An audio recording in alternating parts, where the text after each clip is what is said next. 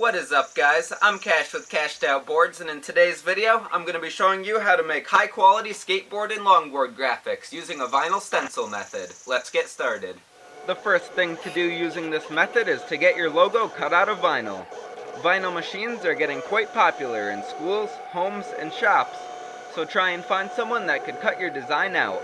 These first steps of preparing the stencil might also need to be done by the person with the vinyl cutter. Once you have your cutout, use something like a pin or a toothpick to weed out the logo that you want stenciled on your board. If you're going for a multicolored look like I am, don't weed out some of the vinyl, as you'll remove this later to go for your next color. Next, apply transfer paper to your vinyl stencil and cut it to size.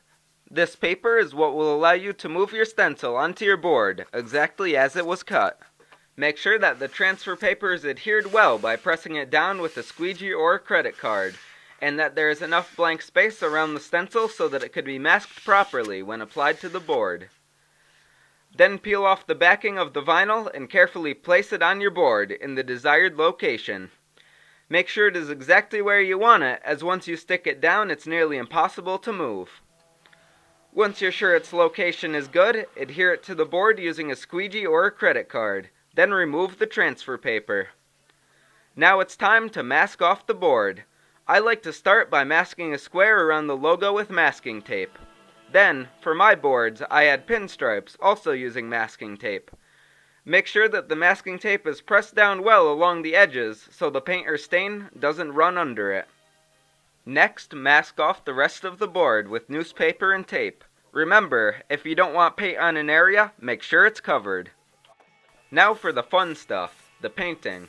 My designs for this set of boards are two colors, and I'm using spray paint for the logo, although you could use airbrushed on stain or do extremely light coats of stain or paint rubbed or brushed on to avoid bleeding.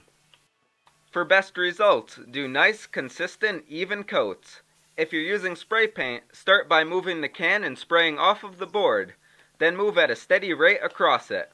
This ensures that you don't get uneven puddles when the can starts to spray.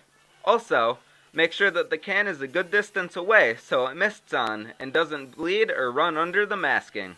I usually like to do 2 or 3 light coats of paint or stain rather than one heavy one. This prevents runs and bleeding under the masking. Once the first color is sprayed on and dry, and if you're going for a second color, mask off the part of the logo that was already sprayed.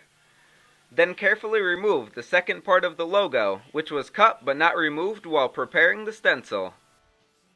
Then spray color 2, using the same techniques that I described earlier. Once it's dry, carefully remove the masking. Peel the tape away from the paint if possible to avoid pulling up your fresh logo. Also, try to avoid pulling up some of the wood grain with the vinyl. Once it's off, your logo is done and your board is ready for its next step, which is most likely clear coat.